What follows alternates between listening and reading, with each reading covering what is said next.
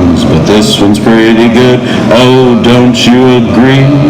Now if you will do me the kindest courtesy and stop what you're doing to sing with me. I love me. It shouldn't be hard to say. I love me. I think I'll say it every day. I love me. I'll yell it early and late. I love me. Oh, and let's lose some weight. Hey! Hope that you're having a great day. My name is Leonard Woo Stevens, and I am here to talk to you about losing weight and loving yourself. And I want to start off this week like I did last week and the week before, and I want to celebrate that we're back.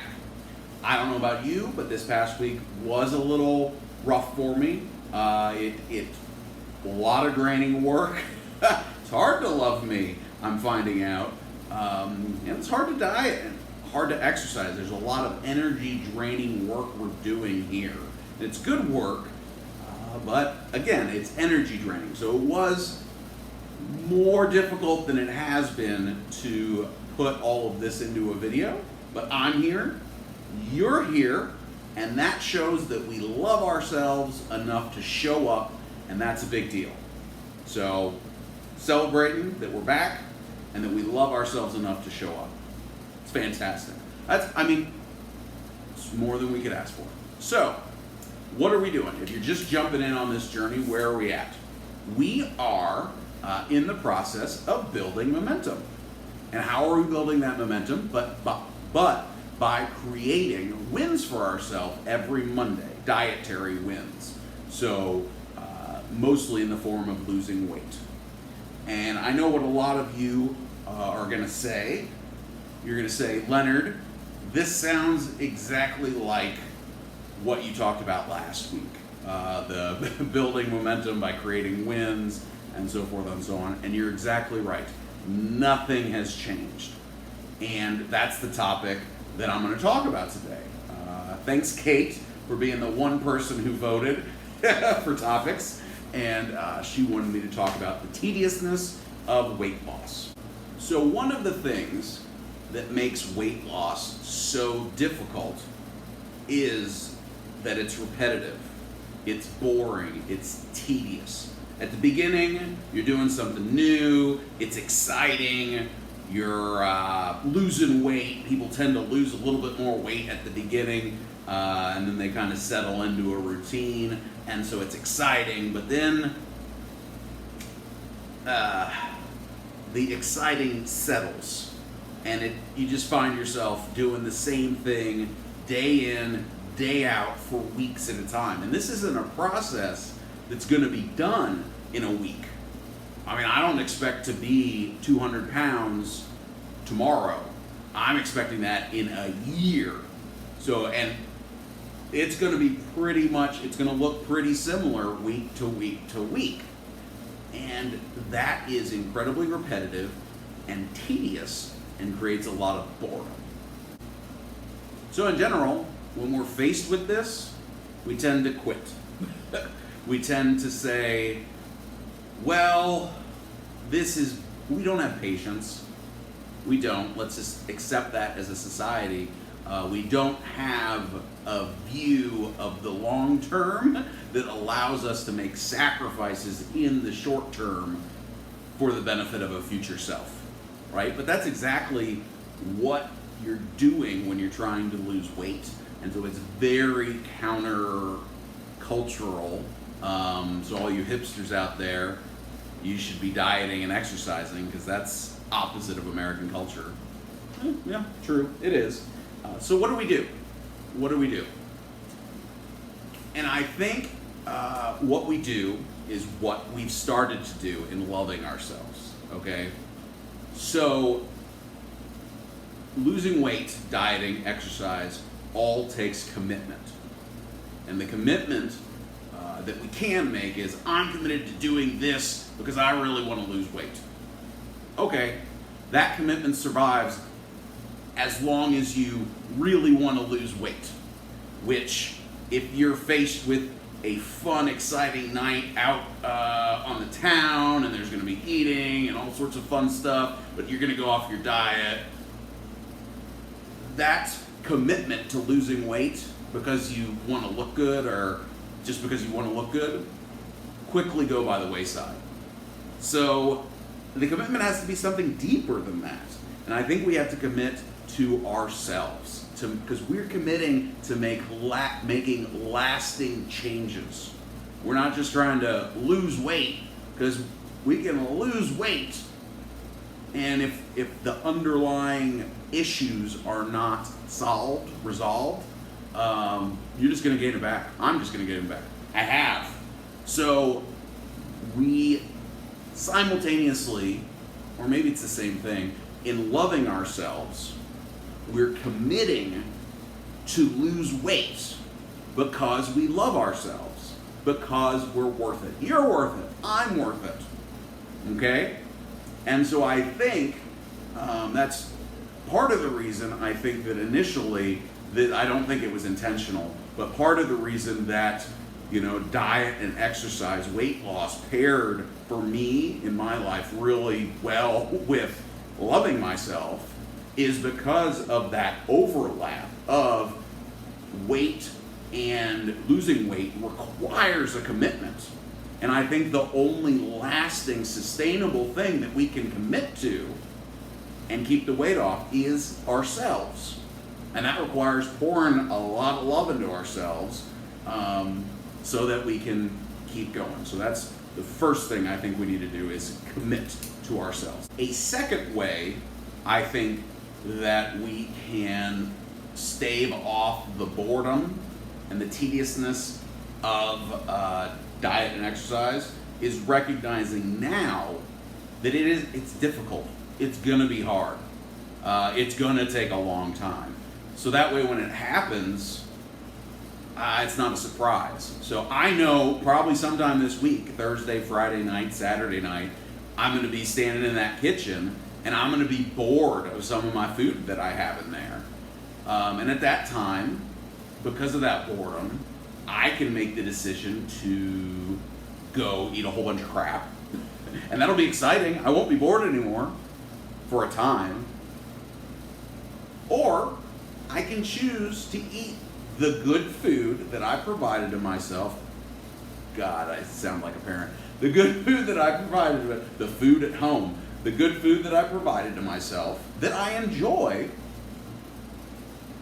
and eat it out of commitment and love to myself. And acknowledging that at that time not only solidifies my commitment to myself, but it gives me more self-love, and that's it's a what's it called? It's a snowball effect, as we start to love ourselves more, the more that we do for ourselves out of that love, the greater the energy that love produces and the greater effect it'll have in our lives. That's the hope. Anyway, that's what I'm hoping will happen from all of this. So, we're going to commit to ourselves, and we're going to we are recognizing that it's boring. This isn't supposed to be fun. I'm not dieting and exercise because it's fun. I'm doing it because it's like brushing my teeth. I brush my teeth because I love myself, because I'm worth having pretty teeth. My teeth used to not be as white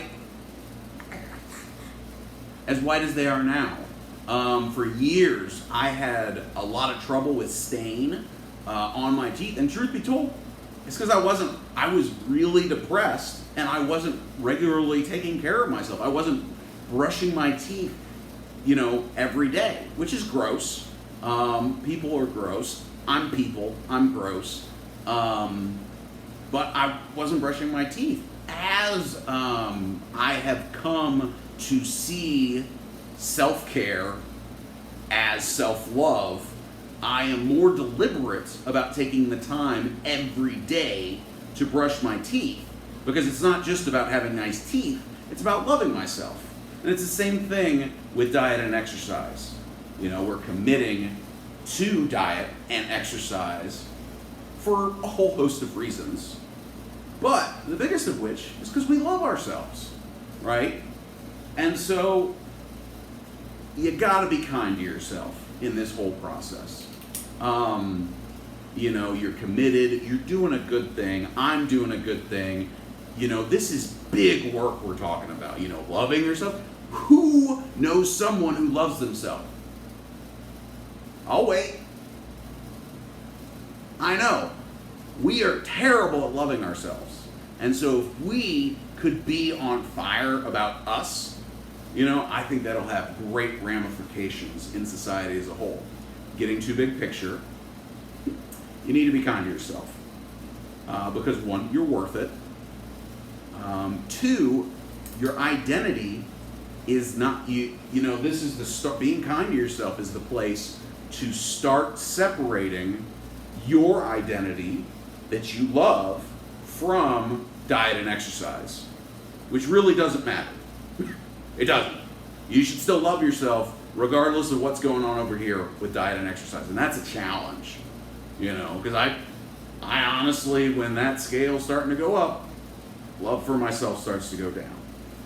But if you fail in this arena, right, that doesn't mean you're a failure over here. And yourself and you and I treating ourselves kindly when that failure happens is the beginning of extricating those two components from each other so that you can live a life of this is me, I love me, and I diet and exercise. Those are things I choose to do. But if I don't do them, I'm still me and I still love me. Okay? So be kind to yourselves. That's all really well and good head knowledge and stuff. And I think it's really important because, again, there will be those moments where you're in the kitchen and it's boring and you're tired and you want to just have a donut. And when you come to that moment, recommit to yourself. Don't say, I don't want to have that donut because I want to lose weight, or I want to look good, or I want to blah, blah, blah, blah, blah, blah, blah. I don't want to have that donut because I love myself. Or, I'm going to have that donut because I love myself, and it's a treat, you know? Because the ultimate goal is not losing weight, though we should, and that's what we're trying to do. The ultimate goal is loving ourselves, and going progressively further into that relationship with ourselves. So be kind to yourself. Okay, so those moments will come. Be kind to yourself, recommit.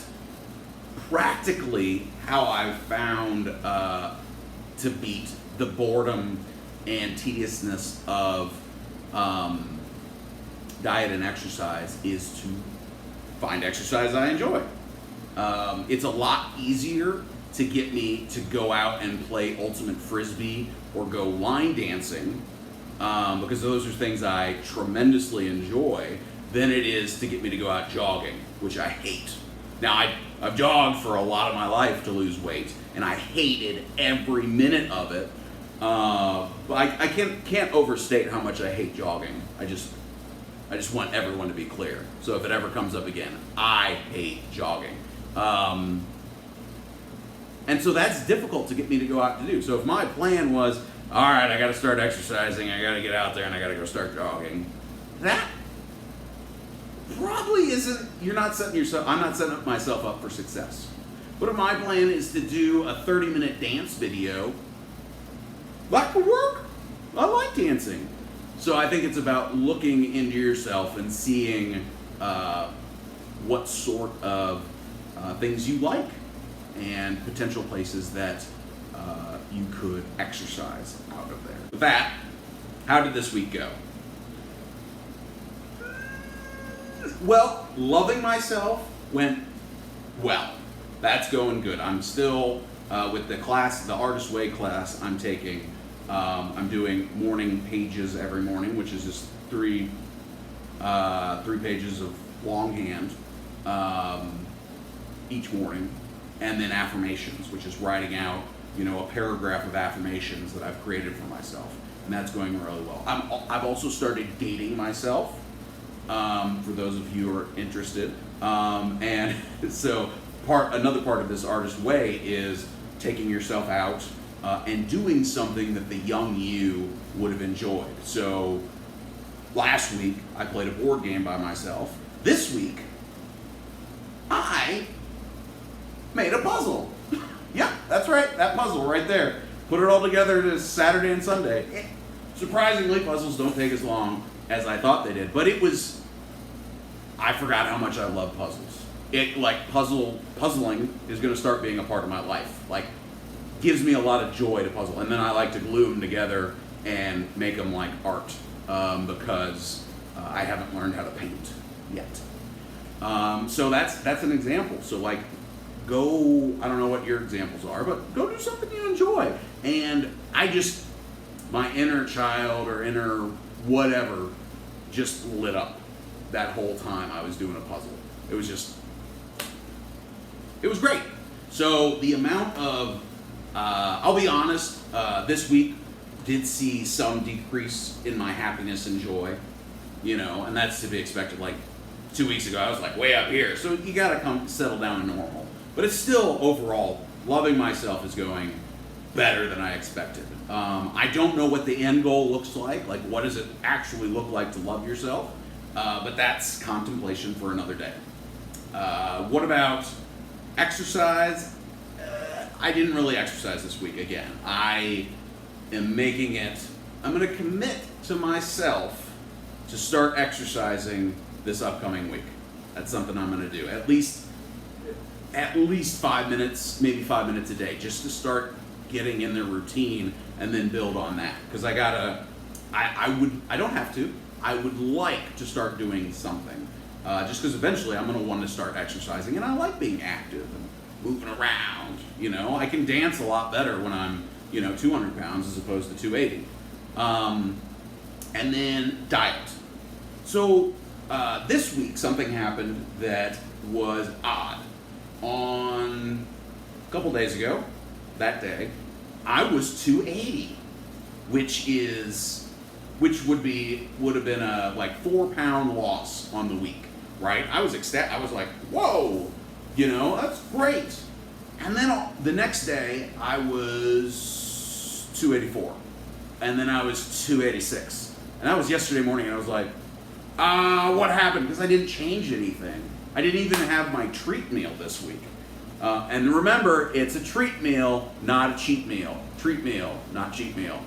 I really like having these on the wall so that I can point to them. That's fun. If you haven't noticed, I enjoy that. Also, that's something I do to remind myself of what I've committed to myself in love. So, where were we? Diet, gained.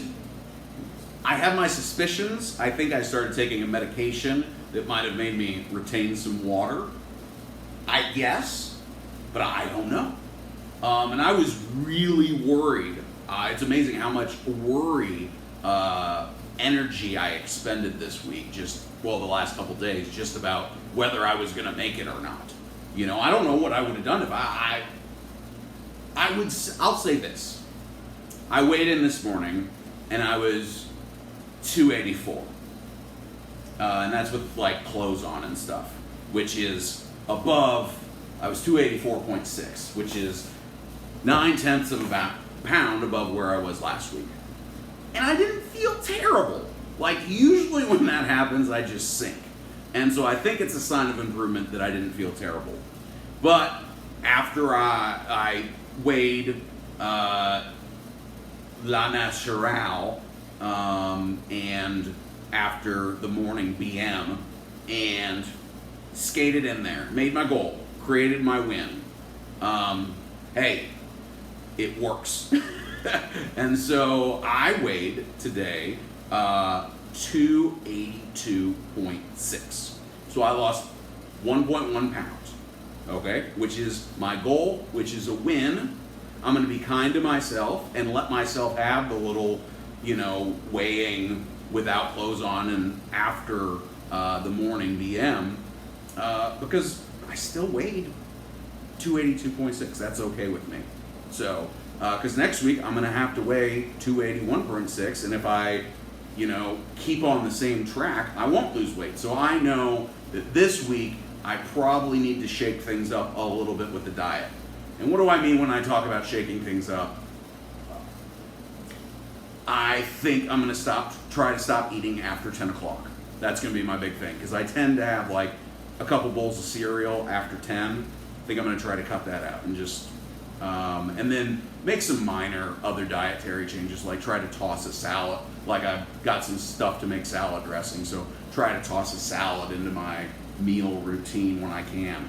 But really, I still lost a pound, though it was dicey there for a second. And so I'm maybe naively, but I'm thinking I'm okay right now to just continue on with the changes that I mentioned, trying to start exercise, committing to starting to exercise, and a few dietary changes. But nothing crazy, pretty boring stuff, and that's what I'm doing.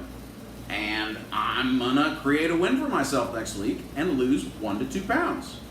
And I'm just gonna keep going and keep going and keep going. And I think that's the tenacity with which we have to pursue ourselves and loving ourselves. I don't think very much in this world is pointed towards helping us love ourselves. A lot of the world, a lot of life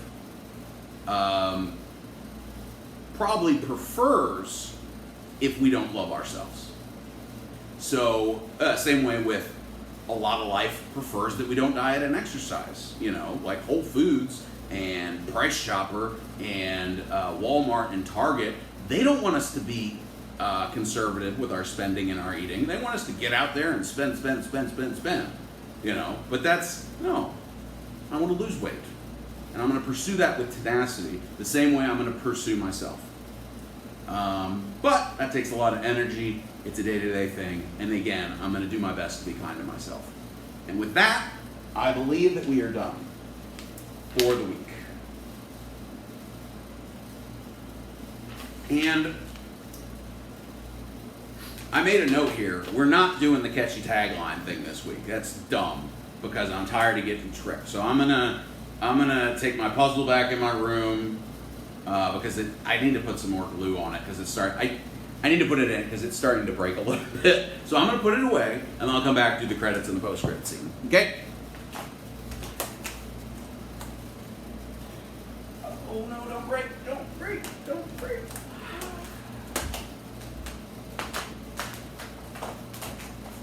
Yeah, I'm going to have to re-glue this.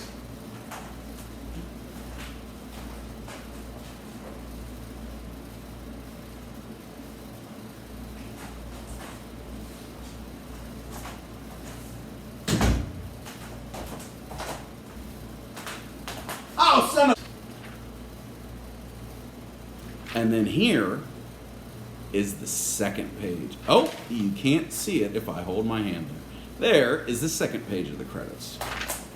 All right. So this week's story is a camp story. I worked at a camp for nearly a decade, and I love it's still, a lot of my best friends are still from camp. It's very much a second, if not a first, family to me, and it's amazing. At this camp, there's a man-made lake, pretty large, and there's like, to get to the main camp, where I used to be a counselor and whatnot, you have to cross a bridge, rickety old bridge, and then cross a dam, right? And then you go up a hill with some steps, and it's got trees and stuff over it. So in the day, fine. At night, especially if you're me and you're afraid of the dark, terrifying. And it would often, and like at the bottom of the, like one of the hills off to the side of the dam, on the side opposite the lake, there's an old like 18th century farmhouse cemetery. So that's cool and totally not haunted. Anyway, so it would often happen when I would come back from my nights off that it'd be like midnight and I wouldn't have anybody to walk back up to East Camp with me. That's also what we call Team Maine.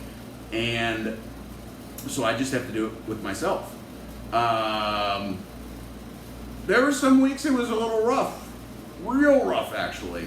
And one of them in particular, so I was walking across the dam and I saw this like glint at the bottom of the stairs. So it's like, imagine it's just like this long, it was like a 15-minute walk. This long dam is laid out in front of you and there's like a gravel walkway and then there's like this opening in a hill of trees and you can see a couple steps where the steps go up the hill, but otherwise it's just a bunch of trees. And then off to the side, it's one side you got a lake, one side you got like some farm area and that sort of thing. Not farm area, horses. You got a ranch.